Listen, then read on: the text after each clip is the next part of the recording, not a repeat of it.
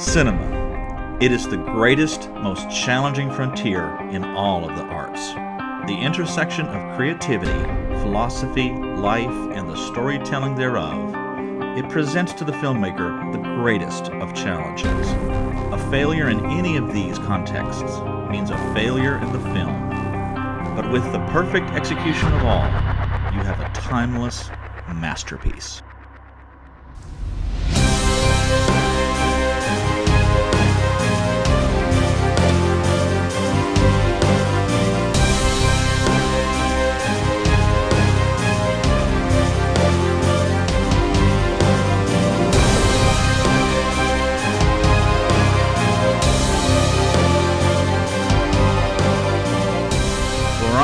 It is that time again. Time for another episode of Beckner and Lipscomb at the Movies. This will be the last time this version of Beckner and Lipscomb is done this way for a little while. For at least a little bit. Yeah, for at least a little while. Yeah, this will be the first time, or the last time that we do a review before my big move. So, hopefully getting in a good review session here.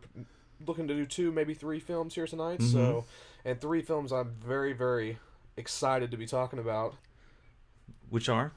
Which are, of course, 3 horror films. First one being A Dark Song, which is probably a film that's a little bit unfamiliar to most of our viewers, which is... A dark what? A Dark Song. A Dark Song. A Dark Song. As I was saying, a film that's probably a little bit unfamiliar to most of our viewers. It's a film that's a little bit under the radar, I would say. One that I think definitely deserves some credibility. The next one will be the critically acclaimed, if you will, infamous Heredity, which is in theaters still right now. And the last film, we're going to be doing a little bit of a throwback and visiting Oculus, if we make it that far.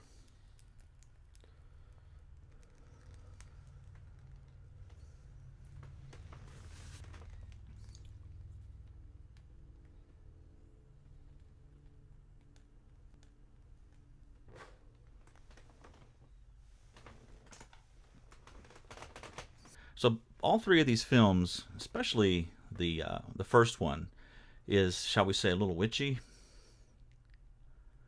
You could say that. I would say Hereditary might be a little bit more witchy than A Dark Song per se. But if you want to view the occult that is in that film as witchy, you could very much make that argument. Right. Okay. Well, we'll go through these 2 films on this episode, but without much more ado, it's time to dim the lights, fire up the camera, roll trailer.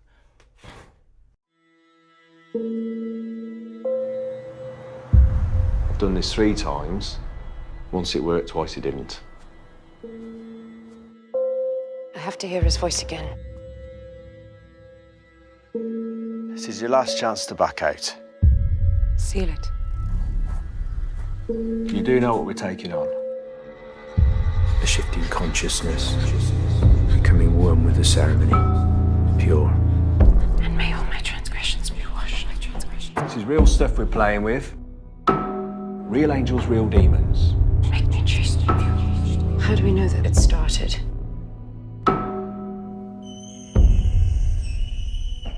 You'll see it soon enough. May my light be here now, protecting me.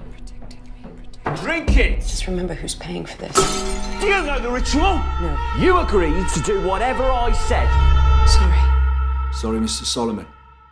Sorry, Mr. Solomon. Take off your jeans.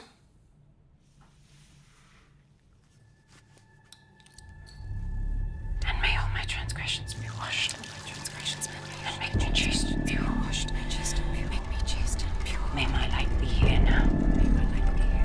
Guiding me. Protecting me.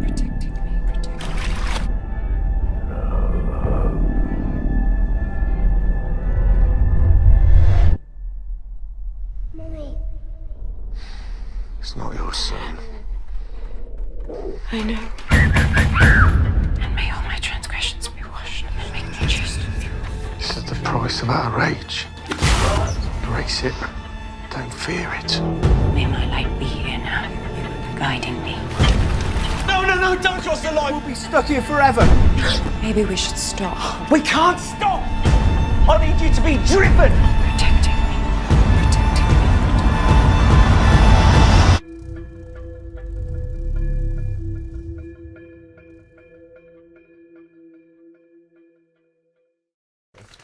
So this is episode 25 of Beckner and Lipscomb at the movies. Wow. We actually made it to 25. That's pretty amazing. Our goal is, what, 100? 100, yeah. 100 would be good, yeah. I think we'll hit. Try to get a little bit better at each one. Right. I think we've managed to pull a few. Just gradually get worse over time. Get worse in some ways and better in others. I'll be honest with you, Ryan. Okay. I almost did not want to do this film. I think there's been Good. maybe one other film. Good. There's been one other film that you wanted to do, and I think it might have been Cube that I initially said no, and then once I thought about it a little bit more, I thought, well, there's some things we can talk about. Right. Which I appreciate. In this film. Yeah, in this film. So, of course, this one. Yeah. So was this film easier to review than Cube? Well, I had to think about it for a while because I felt like if I was going to, I'm just being honest, I felt like if I was going to review this film, I wanted to look at it from a different perspective. Okay. Which is what we're all about. Which is kind of what we do. I will warn you that this episode may be a little bit more preachy for some people, but we're going to talk about some spiritual realities, at least what I believe are realities. I just ask our viewers to keep an open mind, as I did as a cinema reviewer hitting up this film. You know, we all have presuppositions in life, or presupposition ideas, and those are guiding principles for some of us. And so this movie interacts with some of those things, and so I'm going to bring my perspective to this film in that regard. So Ryan, I'll talk a little bit more about that in a second, but I want to ask you what your initial reaction to this film is. Like, or more so, how did you come across it, and when you initially saw it, what was your reaction to it? That's a good question. I sort of, like, with being a big fan of the genre like I am, I kind of pride myself in not only knowing a lot about certain independent companies that release films that are straight to DVD like this, but also knowing the credibility of those companies as to whether or not, like, I'm walking into something that could be, like, where it's like ceiling is per se about, like, what the capacity of what this film actually can bring to the table, whether it's just going to be another B horror film or if it has some intellectual potential, yada yada yada. IFC Midnight is a company. It is the company that put this film out, which is a company that I think has been on the rise, especially since their first film that really put them on the map. And I'm going to throw this out here, and you're probably going to be like, oh my god. But the first one that really put them on the map was The Human Centipede, and that may have put them on the map for the wrong reasons, but it got them some public attention, and since then... There was no real intellectual force behind that film. Absolutely not. Yeah, no, absolutely not. It was pure shock value. That's what it was. Pure shock value and gore porn. But it did put them on the map for the horror community, and since then, there have been several films that I think that have shown pretty tremendous growth from that company. The Devil's Candy would be another one that's come out pretty recently that's done really well from them, and they've just had some higher quality stuff coming out these more recent years, and I think Dark Song was probably the best film I've ever seen come out of there so far. My initial reaction to the film is I don't even know if you really would consider this movie a horror film. It has horror elements, and it was classified as a horror film, but I think there is easily an argument that can be made that it wouldn't even really need to be considered that. I think that sort of maybe is a perception thing. Okay. So, that was my initial thought or whatever. I mean, my initial reaction was, I thought it was really solid. There's a lot of stuff in here that was very well put together, in my opinion. I think there's some beauty to this film that, like, a lot of straight to DVD per se releases don't really get in a lot of instances. Right. And for that being the case, I think this is a film that really, unless you're really big into the horror community, will really fly under your radar, and it's kind of a shame. Okay. So my initial reaction to the film, especially when I first started getting into it and I realized what it was about, and I had to be kind of careful here because I don't want to set myself up as some type of academic authority. That said, I love to study theology, and I've tried to read a lot and expose myself to a lot of different perspectives, not just within my own tradition, but within other traditions and even in other religions, because I would like to, at some point in time, apply to seminary, and I want to walk in there and apply and be a kind of student that has shown themselves to have studied and put down some roots, and to not just be like someone, oh, I just thought I'd do this today. That this has been a long-term thing. And so that is the exact accent that person would have as well, just so another conversation there entirely. But the thing is, in terms of my studies, I study a lot of different things, but I feel that in terms of Christian theology, and we touched a little bit about this, I think, in It, there's a very narrow band in my studies that include the occult, or at least right. from a Christian perspective. And so when I realized what this movie was, I realized there was a book in my library that was actually The Procedure. They didn't make that up. Okay. That is a real life procedure that is a part of the occult. Now this book itself, or this procedure, you can keep let's back up for 1 second here. Okay. Just for the viewer's sake here, people that are reading this review, I'm going to give you a brief plot summary of what's going on in this film, just to kind of keep them up to speed with what you're about to go into. Okay. A woman loses her son, and she, through various means of... Well, I actually shouldn't say that. I think that there's an interesting little dynamic there. The woman loses her son through some people trying to do some sort of occult magic with him. Maybe in some sort of sacrificial sense, we actually never really find out. But through that, I guess she dabbles into it a little bit herself, finds out that there's a ritual that can be performed where she can speak to her guardian angel, and through that, she says initially she wants to speak to her son. We learn that you are granted a wish if you perform this ritual ceremony the correct way, and the whole plot of the movie is she pays and meets with a guy that is known to have been able to perform this procedure correctly. He will get to ask her guardian angel something. She will ask her guardian angel for whatever it is that we find out changes several times throughout the course of the plot, that, you know, whether it be want to talk to her son, or basically what we find out it is later on that she doesn't want that. But the whole movie is just them going through this ritual ceremony, and it's, you know, basically just taking place in this house that, you know, he has told her to buy, and it's just them going through this ritual, all leading up to her speaking to her guardian angel. So whenever Matthew says he has this book that has the procedure, and the procedure is based on something that's from roughly based. or What do they say? It takes based. 3 months. It takes 18 months. Oh no, he well, see that that's also not true, because in the film he had her doing stuff before they ever even met. Remember, he was telling her, like, he asked her all those questions whenever they first linked up, and he was like, have you been, he's like, you haven't masturbated, you haven't had sex, and how long? And she was like, I can't remember exactly what number she said, but it had been going on. She had been cleansing herself for a much longer time than what we walk into. Than what we walk into. So, you know, I don't think that, you know, if this thing says it takes 18 months, that might have been exactly what it was per se, because she had to do all these things prior to them. There's also, now, I don't claim to be an authority on that. I've sort of skim read it to get the basics out of it. Like I said, it's not something that I would personally ever do, nor would I ever encourage anyone to do it, and that's kind of one of the things I do want to talk about a little bit. Again, try not to be too preachy. Sure, yeah, of course. But the issue is, well, before I get into that, I do believe that in this procedure, you do not per se, I don't know if you ask that your guardian angel, supposedly if it manifests anything. The concept is, I believe that it imparts wisdom. So I think that's the gist. I didn't read specifically where you can ask specific things, but it will impart wisdom. But then a second part of that procedure is where you are to bind, and where you are to call and then bind demons. Okay, and it is in the binding of those demons that, at least in this procedure, and again, this is coming out of the kabbalistic tradition, okay, which means basically Jewish mysticism. Okay, so the God that you're calling here is Elohim, or Adonai. Okay, or the same God of the Christian scriptures. Of course, this would be pre-Christ, at least in the origin of this, and strictly from the Jewish perspective. So there is no Christ figure per se. You're dealing strictly with the God of the Old Testament, Adonai, and the concept of angels. Okay, you are in this procedure after you invoke or talk to your guardian angel.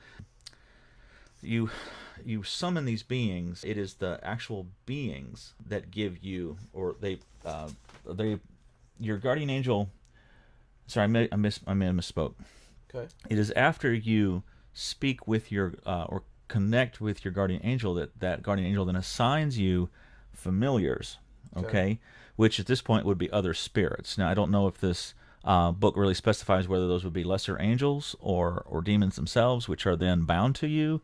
But it is these angels, these spirits or familiars, that then give you other magical powers. And it lists to find treasure, to create love spells, invisibility, and magical flight. These are some of the things you're supposed to be able to do if you have purified yourself and been able to interact. Now, what's kind of interesting to me is, this is, again, a Christian mysticism. No, I'm sorry, a Jewish mysticism. Right.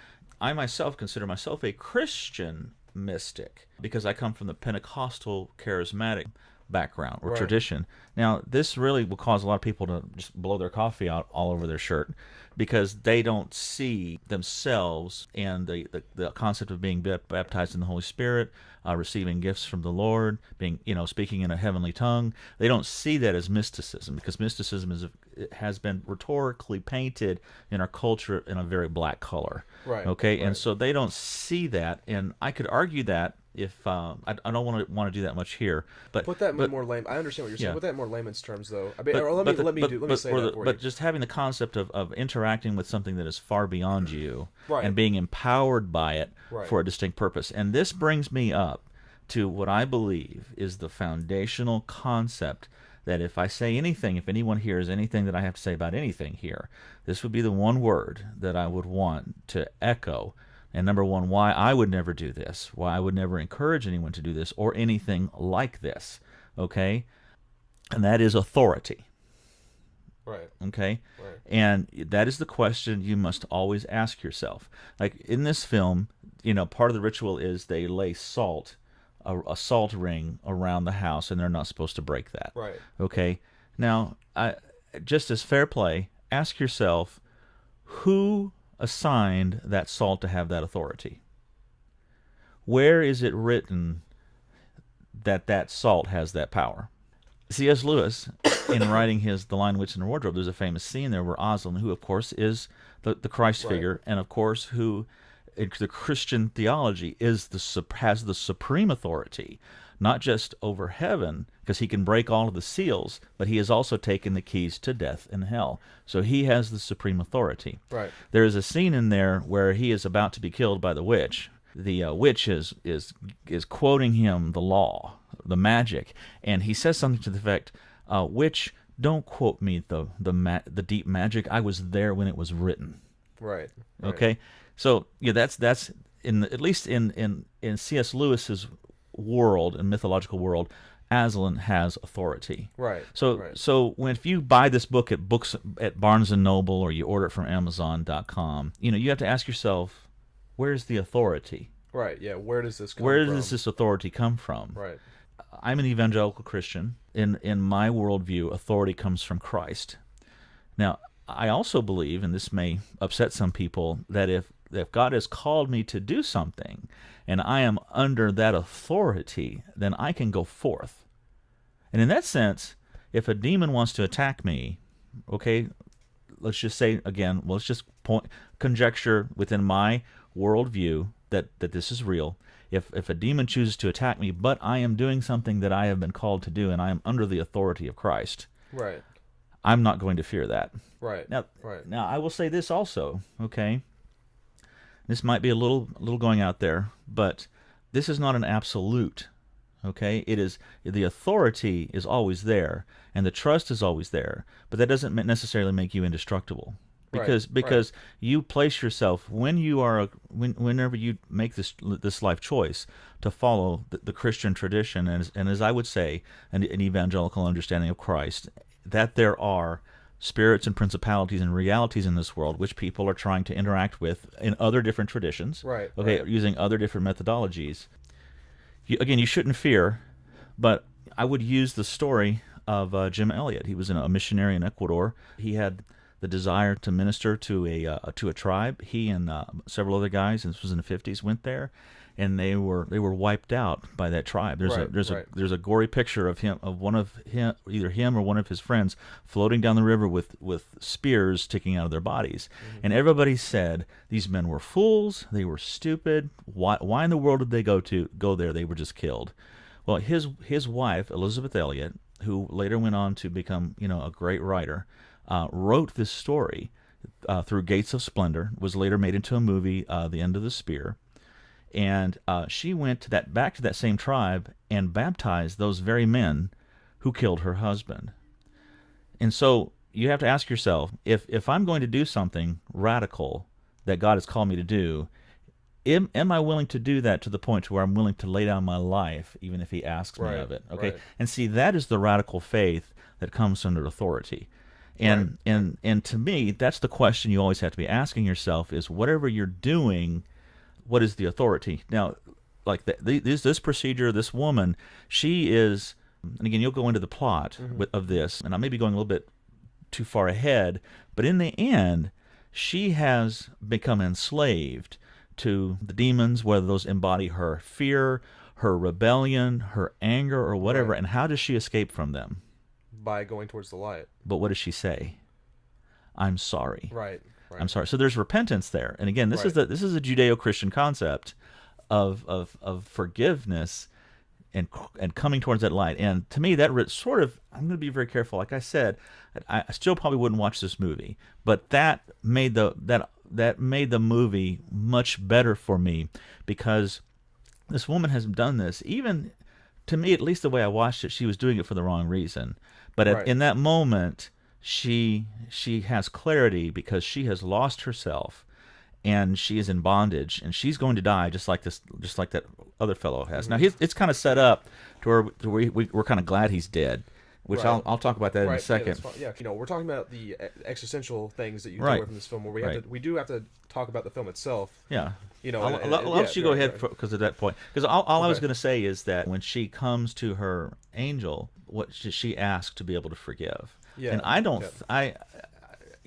I think we talked briefly about this. Do you think she was always going to ask for that? No, I don't think so. Okay. I don't think she was. And I think that a big part of why that's the case is she seems to be a different character or a different person after it's over. We only have 5 minutes of post, whatever you want to, rapture, whatever you want to call that, or whatever it was for her, where she's, putting his body out and everything. I don't think she intended to do that. And I think that it was maybe the process, just an overall enlightenment in seeing the reality of everything that, that would be, if you went that far and saw all of what she saw, it would be great. It would change you. And but for me, no, I don't think that she did intend to ask that. And so let's leave that there, though, and let's back up a little bit and talk about what's going on. So as we said, we got a girl who hires this guy who has done this ceremony before to be able to speak to your guardian angel and ask it of wishes of. In this film, it's portrayed as whatever you want, essentially, almost like a genie. He says that he's done the ritual 3 times. 2 times it has not worked, 1 time it had, and it was very strict instructions on what she needed to do. There was all kinds of physical cleansing, spiritual cleansing that needed to take place, and he reiterates several times that, are you sure this is what you want to do? This is a big deal, blah, blah, blah, blah. And she's yes, and the original reason she tells him that she wants to do this procedure is so that, the original reason I believe is she wants to talk to her son. And then he basically feels out through this process that she has lied to him because the ritual is not going the way it should be, if that was the case. And then she confesses that she was doing it for vengeance. Right. She wanted to strike vengeance on those that had killed her son. And we go through this whirlwind of twists and turns where you can't really tell if the ritual is working, and then certain things happen, and it just gold rains from the ceiling in one scene, and right. It's very I will say, regardless of what you think or you take away from this in a controversial Christian or religious aspect, the acting was really, really good. I thought. You genuinely. Of course, this is not we've said this before in our reviews. I think it's impressive whenever a film can just be carried by 2 people just acting. Right. And in this movie, that's literally all there is. They're both characters are very, very good. You grow to hate the guy that she. There was one scene that I think they could have put what he did in there. I don't think they needed to show him masturbating. Right. And I think that was kind of over the top. Okay. That probably should have been left on the editing floor. They could have insinuated that he was self-satisfying himself in that regard. Right. But I think, and I understand that why that's written that way, because there is a scene where he's shown putting the tourniquet on his arm to shoot Right. up. So he has not purified himself. Right. So yeah. he is enslaved. Which he gets punished for. Right, he and says, he right, says, yeah. I think he said that it was punishment from her guardian angel. Well, I mean, I don't know if he, I guess, I mean, I don't think he says per se that's exactly what it was, but I think that's what it was implying. Yeah. But I mean, like, so, like, throughout this process, he's telling her, you can't do all these things, whereas But about then halfway but through then it, he's doing it himself, and then we see, in an instance, it seems like an accident, but, I mean, it conveniently is part of the plot, basically. He ends up getting stabbed by this random situation Right. where a knife falls and it cuts through his side, and so, you know, as what he was telling her is like, you know, you can't go down this road and not be pure because this is what will happen. And so it happens to him because he's been drinking and he's been shooting up and he's been doing all these things that weren't purifying himself, like you said. And so he gets, you know, he reaps the situation that he ends up dying for it.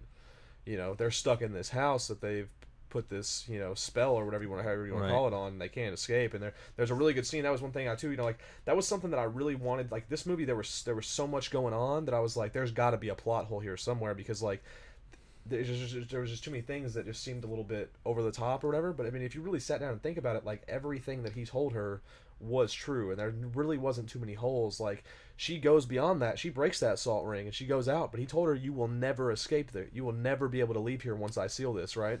And what happens is she goes out and she does leave the house, and she gets down the road a little bit, but the road leads right back to the house, Right. so she was in that loop, you know, she was there, and and everything that he said was real, you know. So that was, you know, that was a big, you know, that was a really shining moment in terms of like the storyline for me.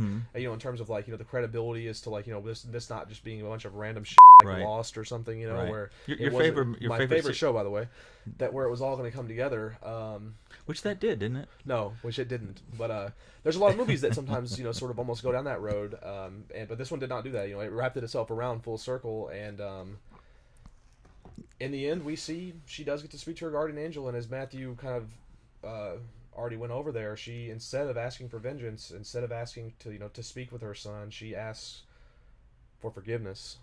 Yeah. And it's and that was really interesting too, because at one point, you know, he told her she needed to forgive. She asks to be able to forgive. Right, she asked to be able to forgive, because at one point during the ceremony, he tells her, as part of the process to get this vengeance or whatever, is you have to be able to forgive. There's almost like a double movement there, because she is trapped in this world by these demons, and she says, I'm sorry, which I would interpret as a type of repentance. Right, yeah. Okay, so she is repenting from this, and then she couples that with the desire to be able to forgive. Right. And so this is... and when Matthew says that too, that's something I didn't really cover per se, but there's one thing that he says at the end of the ceremony for the guardian angel to be present, to be in our presence, worlds have to meet as one. And so this house and this whole realm that they're in becomes one with the realm where demons and angels are. And we have they're people, figures. We see them as people, but they are demons. And like Matthew said, they are like, you know, bringing her down. They're enslaving her. They cut one of her fingers off, and like they're doing. I mean, they're just doing everything that demons would do. You know what I mean? Like, you know, like they're enslaving her in that realm. Right. And she says she's sorry. She begins seeing a light at the top of the stairs as these demons are trying to pull her down the stairs, and she finally gets up to see her guardian angel, and she, as we said, asks to be able to forgive.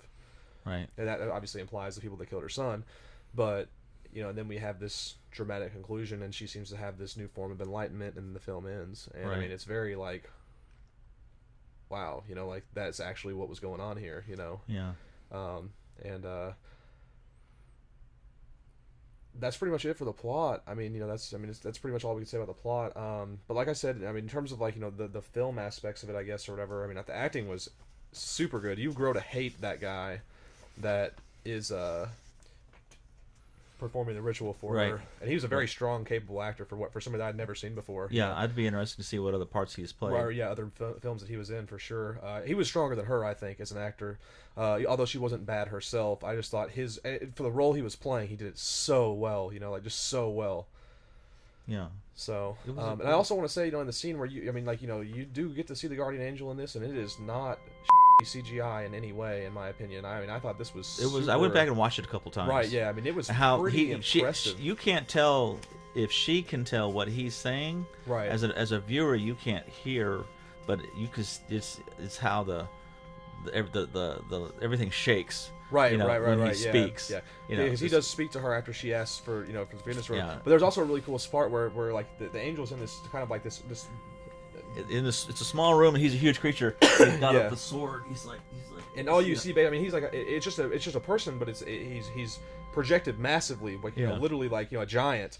And Right. he's just, and whenever she asks for forgiveness, all you do is just see him lift his head up and smirk as well, He like kind of smiles, yeah. And that was a cool little thing Yeah. for that scene as well, But yeah, the that was really good CGI Yeah. or whatever that was. I Love mean, that that was big like sword. super. Yeah, that was super. Like the whole budget of that movie was right there in that scene, in my opinion. You know what I mean? Probably, Like, that was probably. super. It does not look bad at all. And I was like, that was one thing too. I was like, if this movie does go down this road, if this is where this is going to end, I was like, this is going to be a deal breaker for this film. Right. If you have some just 1997 CGI angel, like I didn't know what to expect, but I'm like, it was such a well put together. And in terms of the demons, I think those were artistically rendered pretty well right, as well. I do. I couldn't agree more with that as well. Yeah, I mean, they didn't do anything. They didn't try to go too far with that. They made it very simplistic, minimal, if you want to say it like that. And they I mean, it gave it a very good artistic feel. Yeah. So. Yeah. Things I would have edited, I wouldn't have included the full frontal nudity of her. I would not have. Right. I would have insinuated. I would have found a different way of indirectly implying that he wanted to masturbate in her presence because he's, I guess, it's just a filthy old man. Right. Right. Well, that's you know what. In that regard, though, I will say the one thing that did. I also thought that scene was a bit unnecessary, but the one thing that gave it a redeeming quality was his response. And I thought there was some legitimacy to that in terms of a symbolic way for what was going on in the film. And what he responds to her with after she tells him he's a filthy old man is, "I am just a man. I am just a man." And that speaks volumes for not just that one scene, but I think for everything that he's doing, though. The drugs and the uncleansing of the the things he was supposed to be doing that he wasn't capable of making happen because he was an alcoholic. He was a drug addict, But I thought that gave it a little bit more leeway than probably you did per se, but I also agree that I think it could have done without. Yeah. But this was definitely a film that I think in terms of pace, I think it was well paced. Yeah. Dialogue was good. Yeah, I agree. Story, I think we've touched on the things that we Very probably would have left out, but yeah, it was very original. Very original, I will say. Yeah. Yeah, there's not another movie like this film, which is Well, until these other films we talked about, which are true, similar. yeah. And characters were well done. I think acting, I think they were equal. If you feel he was a strong, okay. yeah, but that's Okay. and the effects in the film we've talked about those. Right. That we've hit upon those as well. I like the worldview that this is operating in. I understand that these are broken, damaged people, and they're trying to find something to find redemption through, something to find an expression of power. And again, from my perspective, the way that I was raised, and I will go as far as to say the things that I have seen in my life that correspond to what I believe is an authentic spiritual reality, I think that they were outside of their authority. Now that's kind of a discursive horror element that's present for me, Right. And that's why it's difficult for me to watch these films. Right. Not just for that, but also films that do have witches in them. And there's an entire, I have an essay that I'm trying to finish that basically argues that I'm not afraid of witches, at all. But and there's a reason for that, which I won't go into. Nor am I afraid of the occult per se, for the reasons that I may have been able to explain adequately. That I believe if I interact with it, and if I'm under the authority in my tradition, which would be of Christ, then that I don't have anything to fear. And even if there is something that happens, I'm going to believe that I'm under the authority enough that it's in His will, and I'm submitted to the point to where I'm okay with that. Right. I mean, right. I wouldn't be, obviously nobody wants to die, right? But or be possessed by something. King Yeah. That said, 9 times out of 10, witches are always portrayed in movies as well. Anyway, I won't go into that. That's a whole separate conversation. But yeah, it's very difficult for me to watch witch movies. Now, there'll be an essay at some point I will put online, and people can read that if they so desire. Anything more you'd like to say? No, I think we said enough about this.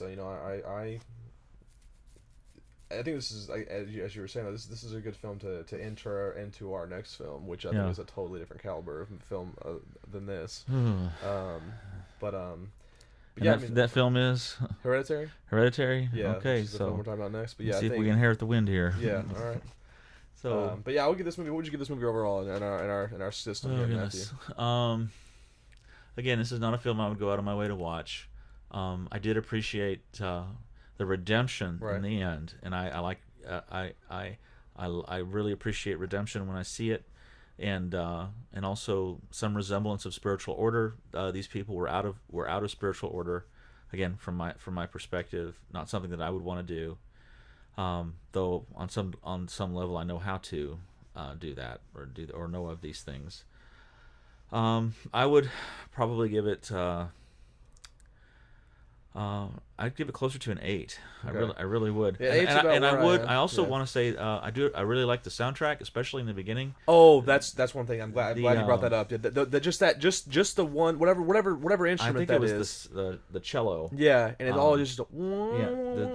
I have a couple different artists in my iTunes actually that they just play cello, and I may actually include one of them in there, which her stuff is sort of kind of like that, or could be very similar to it. Right. But I do appreciate that did get that also on that same artistic note we were talking about. That gave that film a lot of depth in a lot of sense, and I think that's something that I'm actually going to talk about in Hereditary. Is I think that the mark of a truly good horror film, and if you look at this throughout history, this is something people often overlook. The real truly classic. And still, and even what would be, I guess, considered modern classic horror films, there's always some sort of sound that you connect with those classics, whether that's Michael Myers' Halloween music, whether that's Jason Voorhees, right? Whether that's the Exorcist music. Those are all those. Of course, those are just 3, but I mean, those all have that sort of other added depth to it, right. That the viewer associates with that horror, and it leaves an imprint on your mind that way, and I'm glad that you brought that up, because that's something I'm going to talk about in Hereditary as well. So all right, so we're going to be able to do this. Yeah, Hereditary. Okay. But I would give this movie an 8 though as well. Okay. I would give this movie probably about an 8 as well. Like I said, for what it is and for what it came from, with it not getting much notoriety, I think that it's a little bit unsung. There's a lot of garbage that's way worse out there than this. Right. That's not going to get any, air. That gets way more airplay than this ever will. Right. And that's a damn shame, I think. So. Right.